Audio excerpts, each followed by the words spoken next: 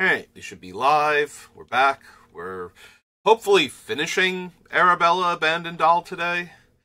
So we need to get her down to at least 65 spells. I don't think she needs to go the full 60-40 split. I think her casting costs are overall low enough that she can afford to have a lower curve and be alright if she misses a land drop. Unlike turn 4, as long as she finds it by, like, turn 5, I think she's gonna do okay, so. But we need to get her down to at least 65, so we need 7 cuts. So we're just gonna jump. Ooh, excuse me. Started talking and just randomly choked to death. I think we go back down to the list of cards that are not. We go back down to all of the sublists, but this is the non-list list where I have everything that isn't part of her other sublists. Because I think that has the most room left. Like, what cards aren't actually doing the thing anymore? We did get rid of a bunch of things from this list last time. But there's so little left on it that it's going to be hard to get all 7 cuts. In fact, getting all 7 cuts from it feels about as easy as getting all 7 cuts from any of the actual sublists now.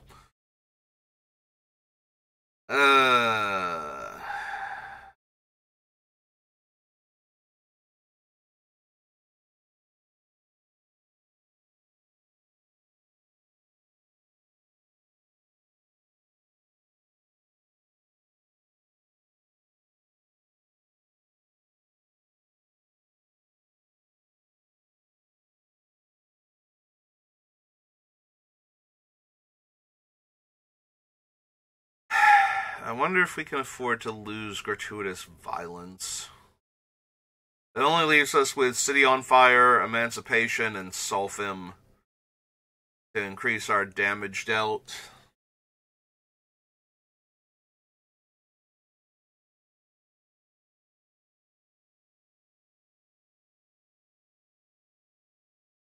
I'm also wondering if we could lose either Well of Lost Dreams or the One Ring.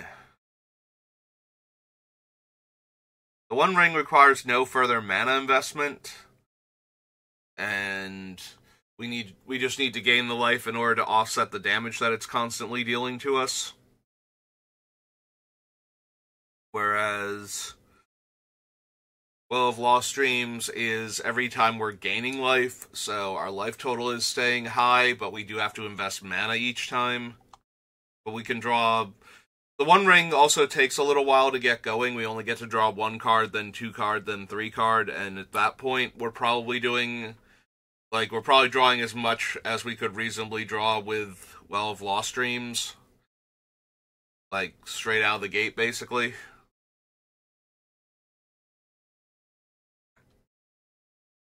Okay, maybe not straight out of the gate. We're probably not drawing a card the turn that we cast Well of Lost Dreams. So the One Ring also gets better there, plus the whole, you have protection from everything until next turn cycle, so. But after that, we should be able to, like, attack with Arabella and draw, like, 4 cards. 3 cards very easily and 4 cards potentially, just by attacking with her, so. She does have to have a safe attack, though. And she is our primary way of gaining life. Like, there's nothing else in the deck that's gaining us tons of life, but still feels like Well of Lost Dreams is going to be strong enough.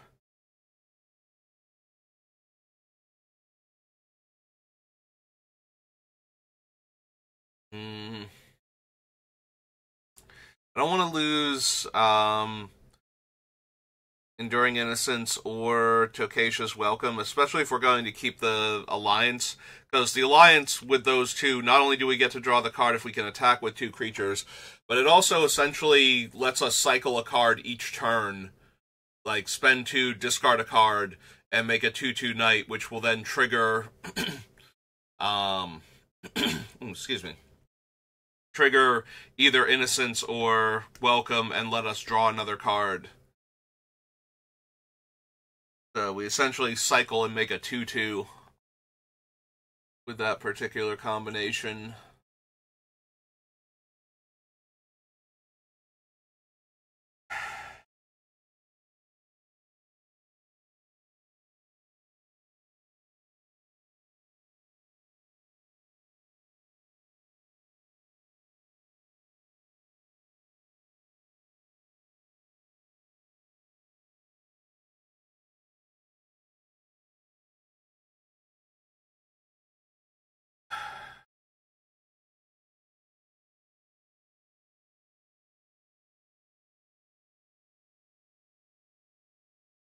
Yeah, all the token makers.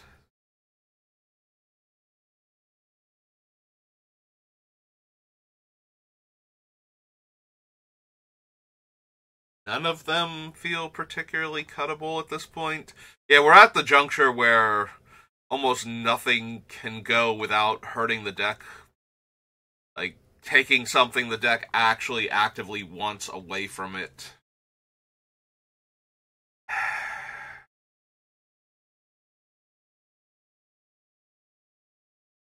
I think out of all of these, Gratuitous Violence is almost definitely the worst.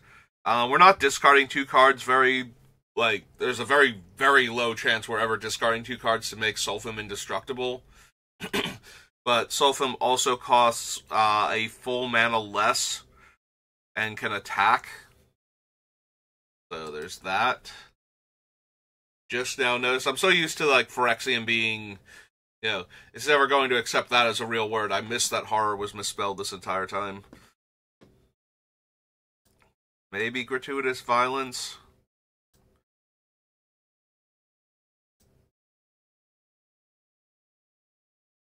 It's 1 less mana than Fiery Emancipation, which triples damage and includes my non-creature sources, of which I don't think we have many, if any, left in the deck, but it does still affect them if there are any. Ooh, I did not think of that. What is the exact wording on the One Ring?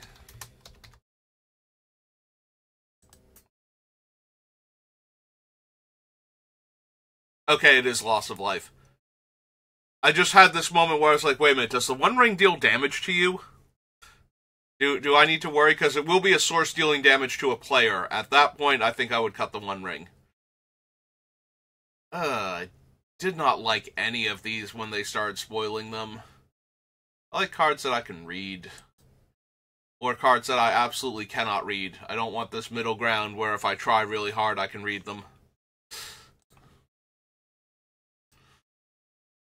Okay, so we lose Gratuitous Violence.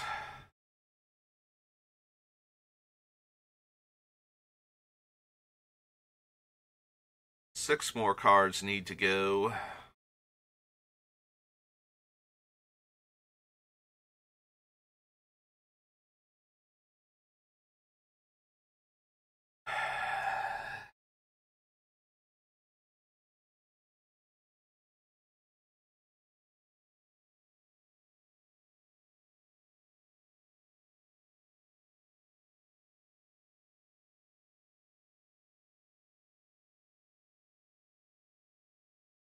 Fiery Emancipation, what are you doing on this sublist? You're already on the other one. Get out of here, you. Okay, let me cut off Gratuitous Violence while I'm sitting here hemming and hawing back and forth over what other things we can possibly cut. 71.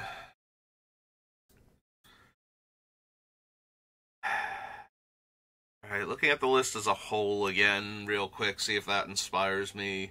Sol Ring and Swords. Light and Tutor. Reconnaissance. That's true. I'm gonna have to cut these off anyway, and since we lost Darien... Oh wait, hang on. I was gonna say, since we lost Darien, but there is an argument to be made for keeping them because they are both sources of, or both colors of mana and come into play untapped. And that's going to be very important for this deck. I think the only tap lands we have room for are the ones that are actual fetchable dual lands, and even then that's a little bit, like, a little bit dicey. Because the deck has a very low curve and can afford to run fewer lands, but it does need its lands to come into play untapped consistently as a trade-off for that. So it's entirely possible that City of Brass and Battlefield Forge and Mana Confluence all stay in the deck. Also, I can gain enough life that that should not be an issue. Like, if I'm actually dying to, like, exactly or nearly exactly damage, then I probably needed the untapped lands anyway.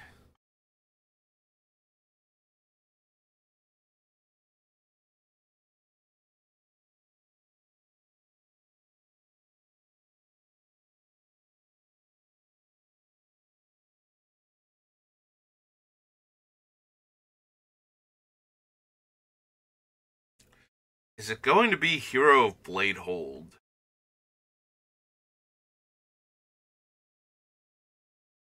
We've cut nearly every creature that has to attack in order to make its tokens. The Hero of Bladehold is definitely the strongest one we have left. I think it's actually stronger overall than Animpakal, but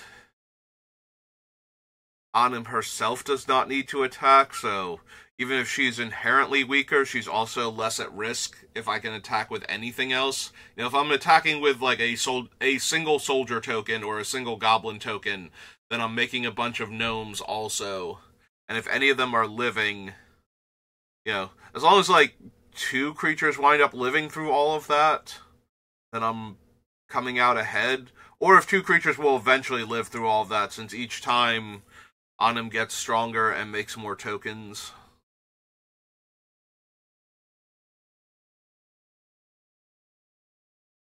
Is it possible it's Hero of Bladehold? It might actually be. I don't want to cut Assemble the Legion. The thing's constant growth just means that it gets way too strong eventually. As long as we're casting Assemble the Legion on, like, turn 5 or 6, I think it's going to do enough. Obviously, if we cast it, like, turn 9 or 10, the extra couple tokens, it might be enough, but it also might be overkill at that point. We probably should be casting something else. Then again, with cards like Purphoros, it might just give us that extra bit of inevitability, where it's like, okay, you're going to take 2, and then 4, and then 6. I keep making more tokens until you break up my double enchantment combo.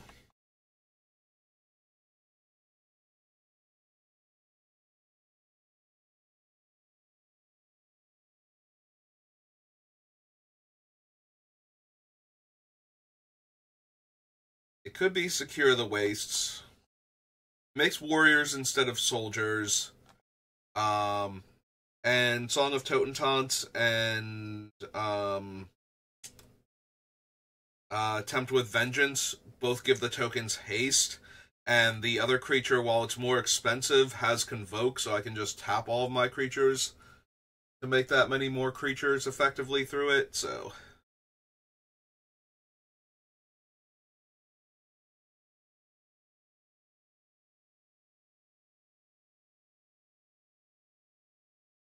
So out of all of them, Secure the Waste is the weakest.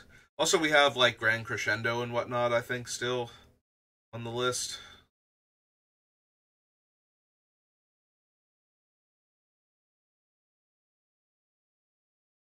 Alright, so far we have Hero of Bladehold and Secure the Waste as potential cuts. Not losing Dust to Dawn. Not plan on losing the Summoner. The Summoner does have to attack. That's true. We also have the Summoner who has to attack, but being able to spend X and make X, and then as long as we have 10 or more permanents, we get to keep all those tokens. So tokens are tapped and attacking, and they're not a relevant creature type, but there's a lot more creatures than the 2 that Hero Bladehold makes. It might be less overall damage depending on our board state, but like how much mana we can dump into it, how much attacking creatures we have, that, you know, minus the ones that the summoner would make for us, because if we're arguing one versus the other, then we don't have both to work with.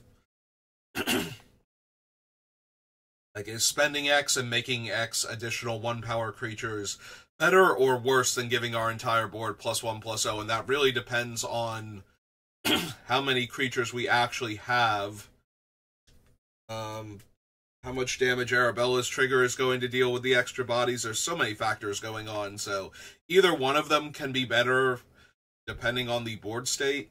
But I do think I want to keep Talani's Summoner. I think we lose Secure the Waste before we lose the Summoner at that point.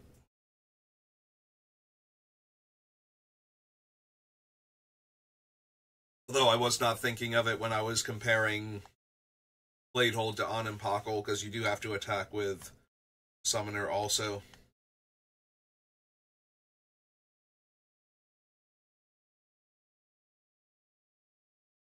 Get rid of Heliod's Intervention. Sundown Pass, Fabled Fearbreaker, Farewell.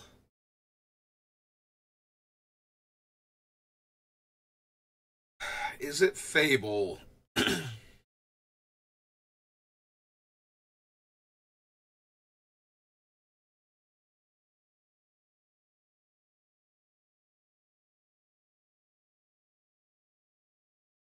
Is it actually Fable the Mirror Breaker?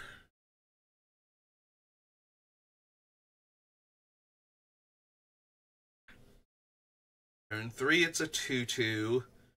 Then that 2/2 can attack and make treasure tokens for us. Assuming we get it as early as possible. So, turn 2, I just bit my tongue. Ow. Okay. Anyway, so turn 2, or turn 3 rather, we make a 2/2. Turn 4, we get to discard 2 cards and draw 2 cards, which, if we're flooding for the deck, that's great. If we're missing land drops, that's great. We can discard some of our expensive stuff and go looking for land. And then we get the Kiki-Jiki variant, which is relatively potent in this deck. I don't think I'm ready to cut Fable the Mirror Breaker yet. I wonder if I would actually cut Calamity because it's a 6-drop before I would cut Fable the Mirror Breaker as a 3 with this deck.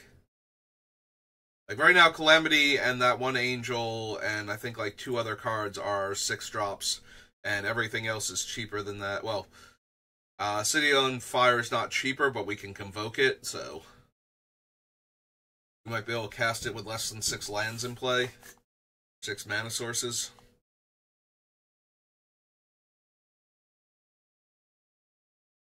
Yeah, it's basically Fiery Emancipation, the Angel, Ogier Talk, and Calamity, I think. Those are all of our... Oh, and Austere Command is a 6-drop, isn't it? Yeah, thinking of our 6-drops as the permanent spells that we're casting, that might legitimately be all of them. There's one I'm forgetting.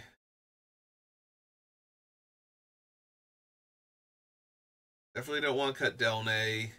Already double triggers Arabella. It also copies the triggered abilities of things like Beetleback Chief, Siege Gang Commander, Knight Captain of Eos, giving me all these extra tokens to work with.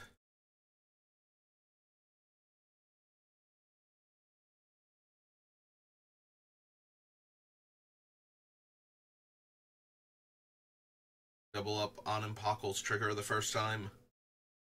That you get 1 counter and make a 1/1, and then another counter and make 2 more 1/1s, and then after that, no more extra triggers, because the first counter put her out of range, but she was in range, so the trigger would get copied the first time. Burrow definitely want to keep. Innocence, the Jolly Balloon Man. I think I can get rid of Krenko. We have too many Goblin token makers in that we have like 4 of them, so. Besides Krenko. So I don't think we can get rid of Krenko. Yeah, the fact that all of my goblins that are left make other goblins, and like 2 or more goblins at a time too. So each one of my other goblins is 3 goblins in a trench coat. So that gives Krenko a huge boost right out of the gate. We have multiple ways to give him haste. Yeah, I don't think we can get rid of Krenko. I don't think we can really get rid of most of the things still on the list, but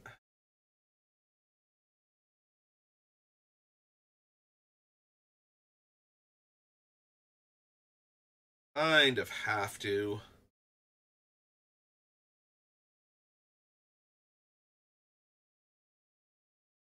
Alright, so it was Secure the Wastes, and what was the other one? Oh, Hero of Bladehold.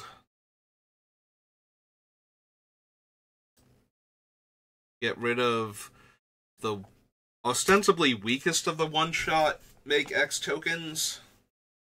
The other 2 have haste, so, and the rats not being able to block is barely a thing. I think we're okay there, and we just keep getting rid of... No, not Theros. Hero of Bladehold. There we go.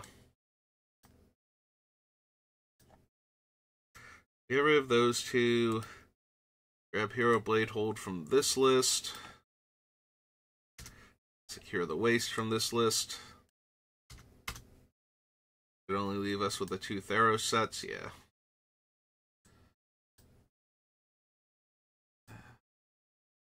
Yay, we made the internet's favorite number again. That usually happens just because I'm cutting 1 or 2 cards at a time. Alright, so 4 more cuts. Every single one of them's gonna hurt at this point. What are the last 4 cards that can go? And we still have good deck. It might legitimately be Calamity. Like, Calamity is stronger than Reflection as far as it can make 2 copies of the creature, or 1 copy of each of 2 different creatures if that's relevant. If tapping 2 creatures is okay.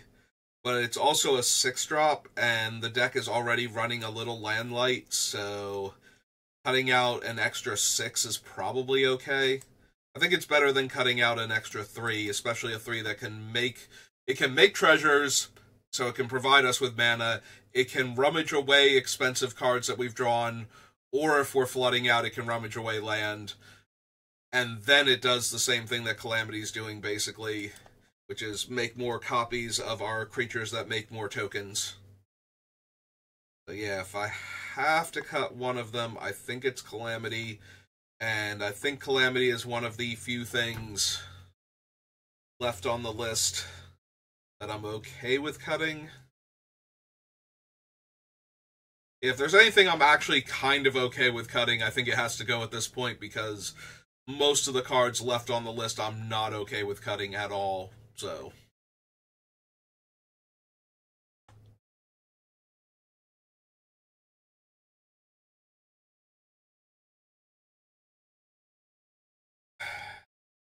Keep looking at Odric, and then I keep thinking about being able to attack comfortably, because a lot of the things are like, and if we can attack comfortably, these things get insane, so actually being able to attack with all of our creatures every turn until Odric dies, just way too strong, I think.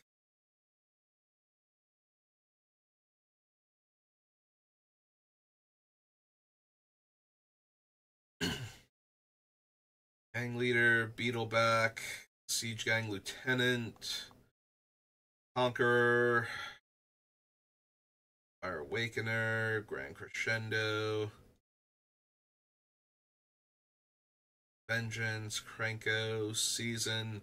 Granted, Season is more removal, but even if we use it as 2 removal spells, it's probably going to, like, it still makes a 1/1 if we use it as a double removal spell. So the only time we don't make a 1/1 is when we're buying back one of our dead creatures and giving it indestructible.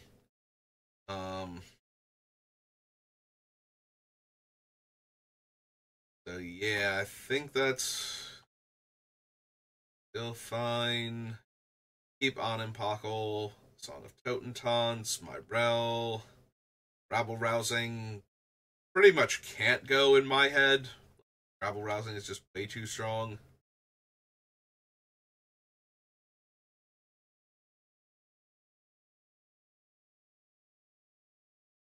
Elspeth is both a Wrath and a token maker. That does not Wrath away my stuff.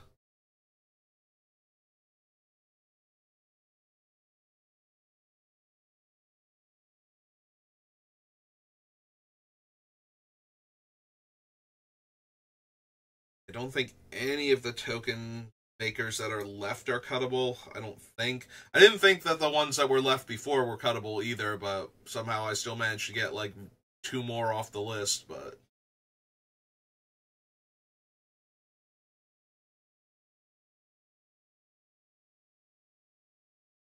just need 3 more cards and then we can figure out the lands and we're done. Starting to look a lot like Odric.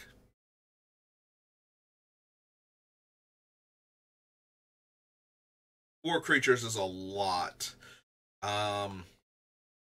In order to have 4 creatures, like, we need our commander, we need Odric, so we need 2 more, so we need something that makes another body, or to have deployed 2 other creatures, which at that point we're definitely asking to get Wrathed, but because all 4 of them have to be able to attack. It's not like we can have Jolly Balloon Man or something, and it's like, okay, and then that's another creature on top of that. It's like, no, because he can't attack if he's doing that, so.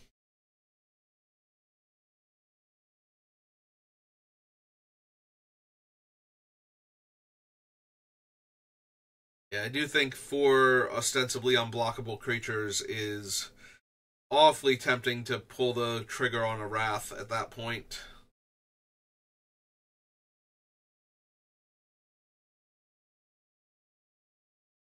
We do still have Master Warcraft, but that is basically for finishing a game. We can attack for, like, just swing out, and if our creatures were unblockable, we'd have lethal.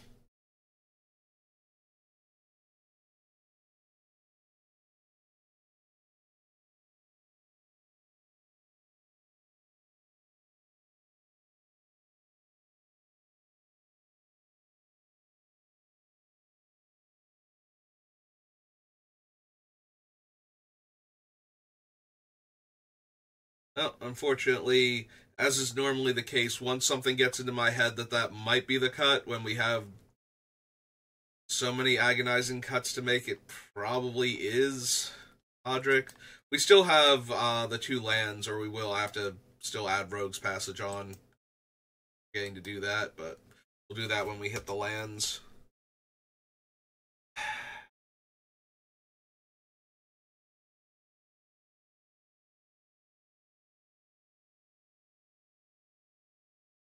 Yeah, I think it is Odric.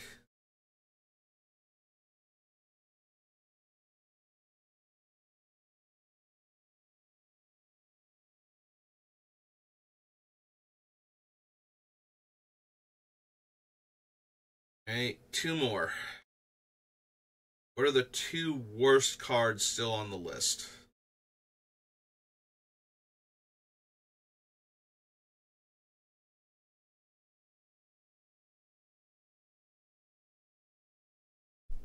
Is it Well of Lost Dreams at this point? We have to be able to attack with Arabella safely, or be willing to spend the mana to redeploy her. So we only have, so Reconnaissance costs nothing. Mithril Coat, once it's attached to her, costs nothing. Subira costs 1 mana, and then the other 2, the lands, are probably too expensive to make her unblockable. Like, maybe we can draw a card for an extra mana after that. Because Arabella is the only way we're gaining life, so she has to be able to attack in order for Well of Lost Dreams to work.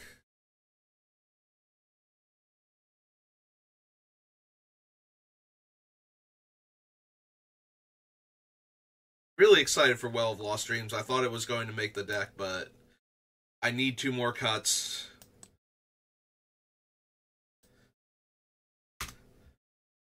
I think our other card draw is just either more mana efficient or just easier to do in general.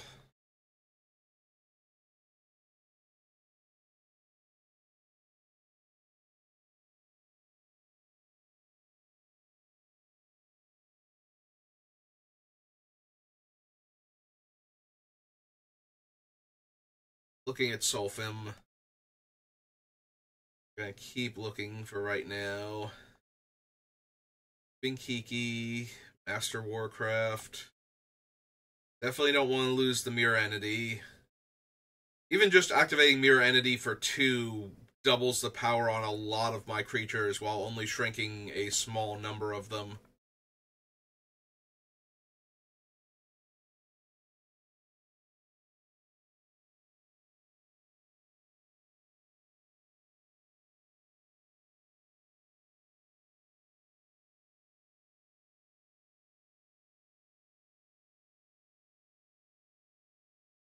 Can't lose the Lion Sash.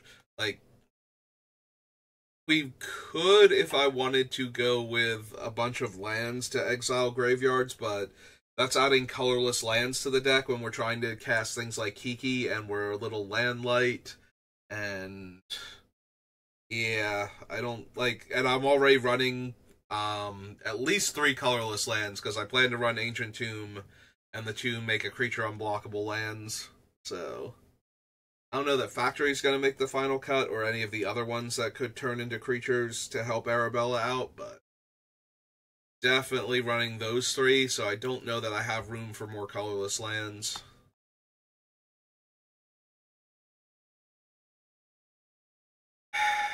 It might be Solfim.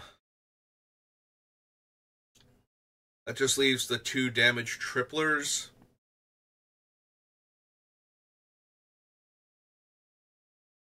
Yeah, I think I can talk myself into that and be okay with it. Sorry, Solfim.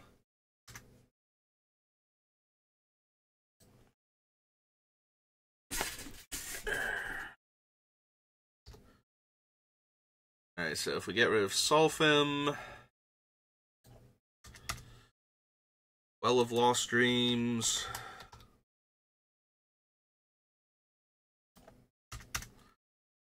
Odric. I think out of all of the last 4 cards, Odric's the one I'm most hurt by losing. In fact, give me 1 minute to just go over the list real quick again. I don't mind losing Calamity. I think Odric being able to, when it can attack with the 3 other creatures, it just does a lot more. Let me just go over the list one more time, make sure we can't keep Odric here. Like, there's nothing else I would rather cut. We go to 66 and we get rid of the other 3.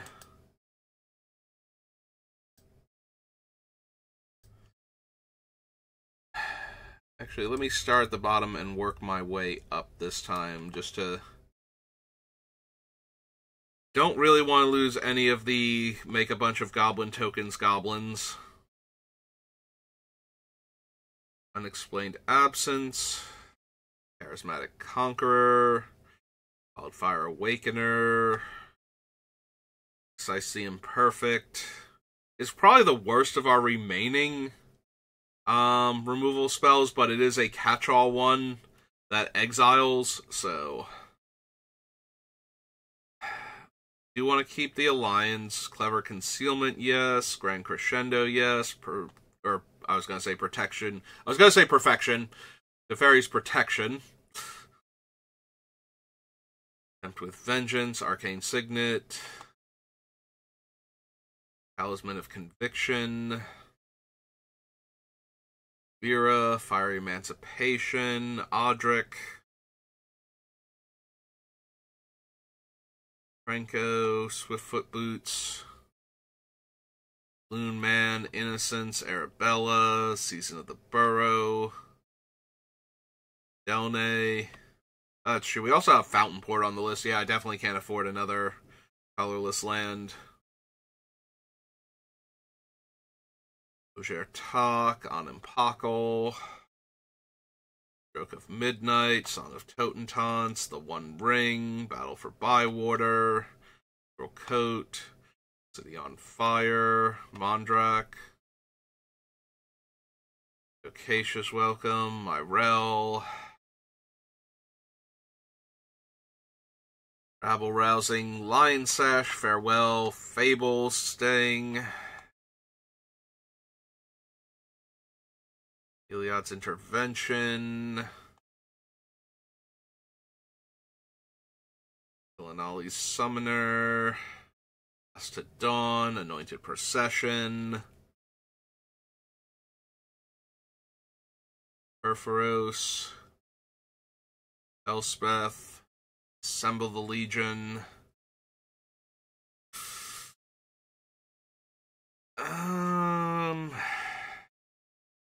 No. No, I don't think Audric's better than Assemble in the deck. Vandal Blast, Requiem Angel, Stoneforge Mystic, Exile, Knight Captain of Eos, Duergar Hedgemage, Idyllic Tutor,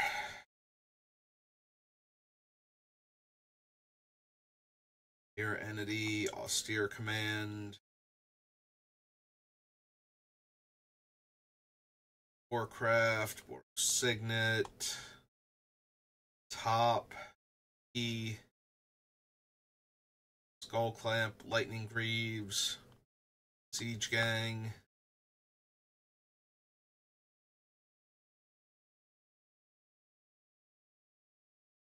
Acids, Enlightened Tutor, Factory, save me a couple seconds when I'm doing the lands later. Swords and Soul Ring. Yeah, okay. I think it is Audric.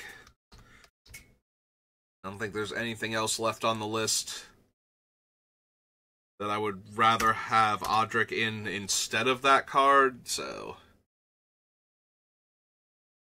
I think that's the list then. Real quick, Return to Ravnica is Rogue's Passage.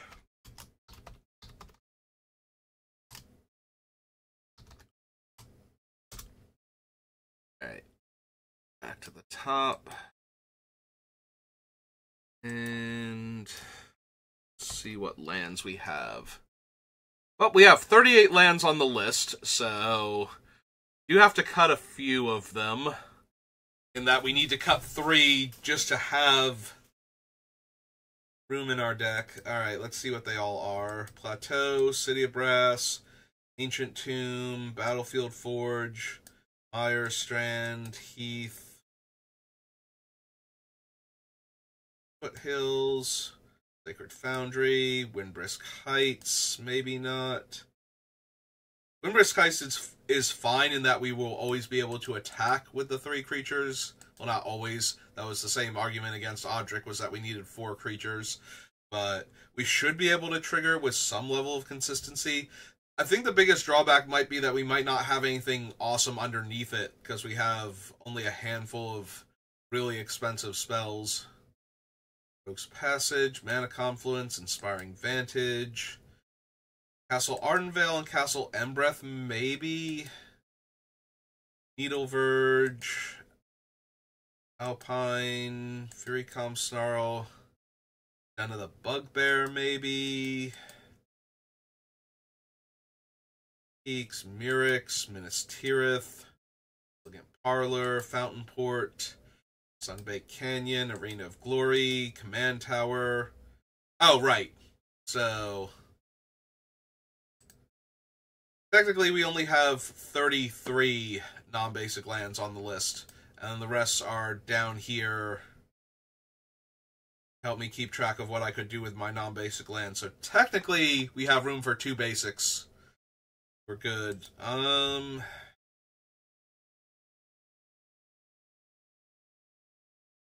Lake Canyon.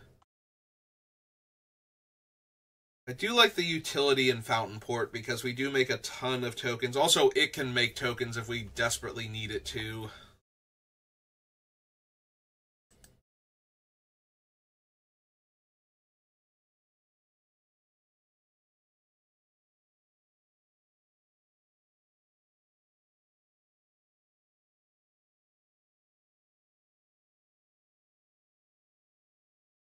Why do I feel like I forgot Minas Tirith had...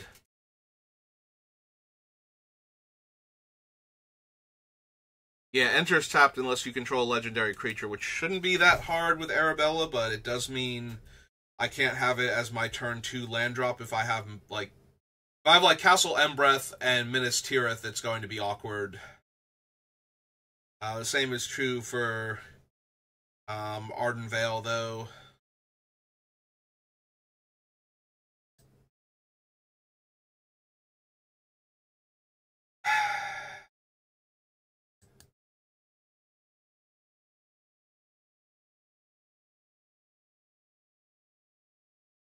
I am actually wondering right now if I cut some of the fetches. Not all of them, obviously, but some of them.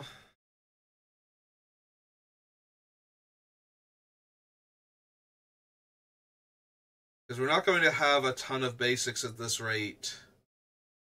So, in order to make room... And because we don't want to... We don't want one of our lands to be 2 of our lands if we're land light already that much. Like, sometimes we'll be okay with that still. But there will be times where it's like, well, if I fetch, that's 1 less land I can draw on top of not going up on mana right now.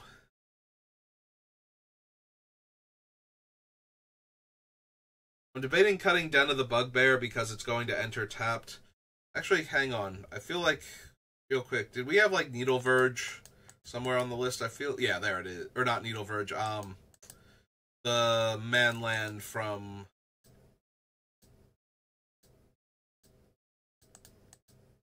No? Okay. Needle Spires. I think I thought I had Needle Spires on the list because of Needle Verge. Like, my brain saw Needle in a red-white deck as a land and just went, oh, that's the Manland. But definitely Plateau. Maybe City. Ancient Tomb. Battlefield Forge. I mean, we definitely run Battlefield Forge before City, and we run Mana Confluence before City also, but...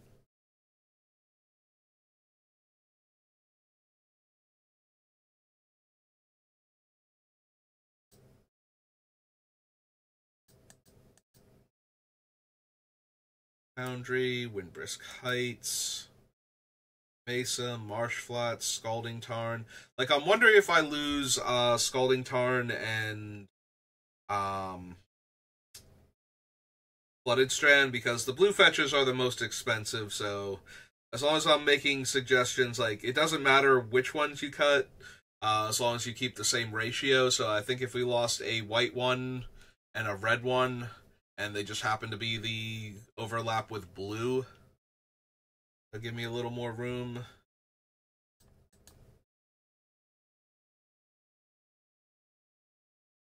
Yeah, paradoxically, Clifftop Retreat and Furycalm Snarl get a lot worse if most of our lands aren't basics or don't have the basic land types. So they're coming into play untapped a lot less. Which then makes me wonder, do I want to keep the fetches and just lose some of the non-basic lands that don't count as the basic land types?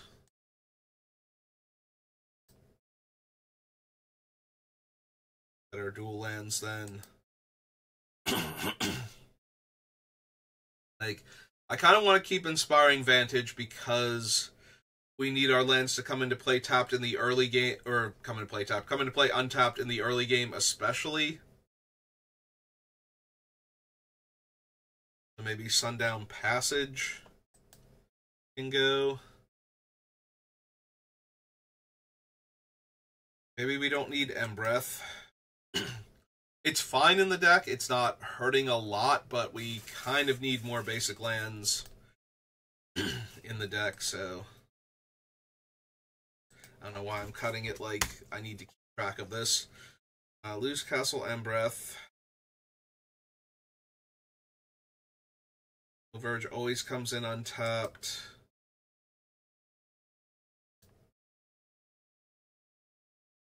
We lose Sundown Path. Might lose Den of the Bugbear too. It does make Goblin tokens, which is helpful. But it's an awful lot of mana. It's functionally 5 mana to make this thing get up and attack. And we have several lands that will make replacement tokens every turn after a Wrath, so I think Den of the Bugbear is the best one to like hit a Planeswalker with, though. Like somebody Wraths and plays a Walker, and now we need to deal with that thing. Den of the Bugbear is one of the better ways to do that. But I also think it's a bit clunky in the deck.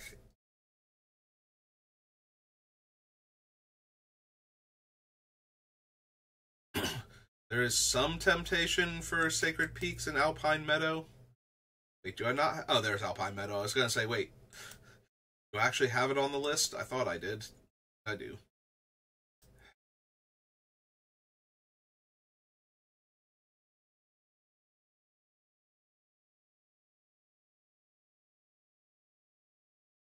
It's not that hard to draw a card with Minas Tirith. It's just that it's effectively 3 mana, and I have to be able to attack with 2 creatures. What's my other card draw again? Like, do I actually need Minas Tirith? Do I have enough card draw without it? Skullclamp, Welcome, One Ring, Enduring Innocence, Subira, Chivalric Alliance.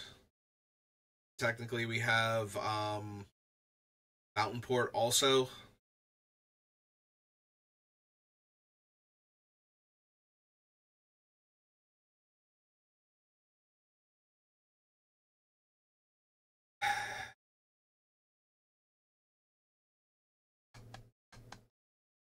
I think I cut Windbrisk Heights first. We don't have trouble triggering Windbrisk Heights, like I said, but we do have not a lot of really expensive spells to actually hit off of Brisk Heights, so maybe. Elegant Parlor is a Surveil at least. Mountain Port, Sunbaked Canyon comes in untapped, and we can cash it in for a card if we flood out a little bit.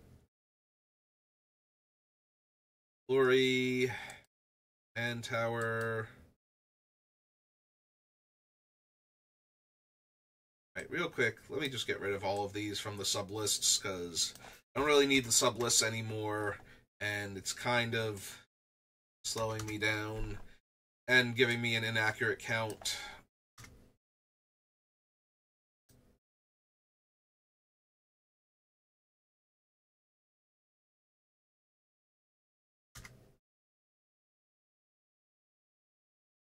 Alright, I think we can lose the City of Brass.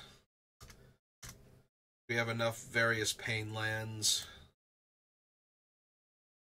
Right now I have room for 6 basic lands.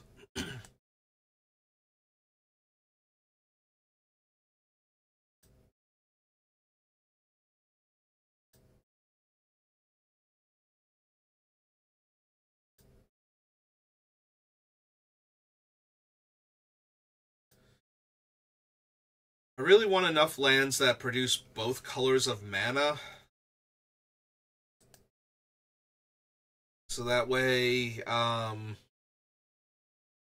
we can still, like, I don't have to worry about Kiki Jiki if I have, like a few more of the lands are white out of the non-basic lands than are red. And I don't want to have to worry about, hardcasting something like Kiki Jiki or Emancipation of Fire and not having access to triple red, despite having 5 to 6 lands in play. So, I wonder if we lose Inspired Vantage and Sundown Pass because they can come into play tapped. We have plenty of lands that never come into play tapped, and the ones that, like the other ones that are coming into play tapped, some amount of the time count as both basic land types, so they're fetchable. Yeah, I think we lose Inspiring Vantage and Sundown Pass if I haven't already. It looks like I already cut Sundown Pass.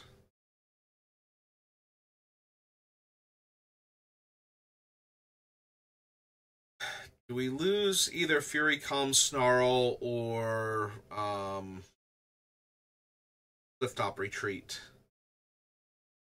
I don't think so yet.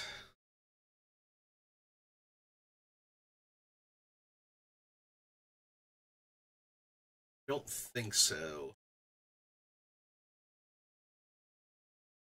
Eric's, Minas Tirith, Elegant Parlor, Fountain Port, Sunbaked. You want to keep the Arena of Glory. Giving Arabella haste is kind of a big deal. I think we go use Windbrisk Heights. Again, it's not bad in the deck, and if you wanted to keep Windbrisk Heights, I don't think that would be terrible. But I do need enough of the basic lands to both be able to fetch them once we've fetched all of our other fancy lands, or if I need to grab an untapped land. And we need enough basic land type for Fury Calm Snarl and Clifftop Retreat anyway. So I think that's good enough. So that leaves us with 7. Alright, real quick, I just need to know if we have an imbalance of lands that can produce only one color left on the list. Because I think we slightly favor white still. I think there's 2 mono white non-basics and 1 mono red, but I want to make sure. Yeah, we have Castle Ardenvale.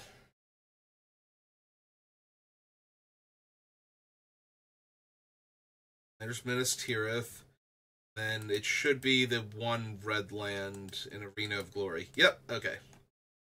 So 27, so we have 7, so 3 plains, 4 mountains then.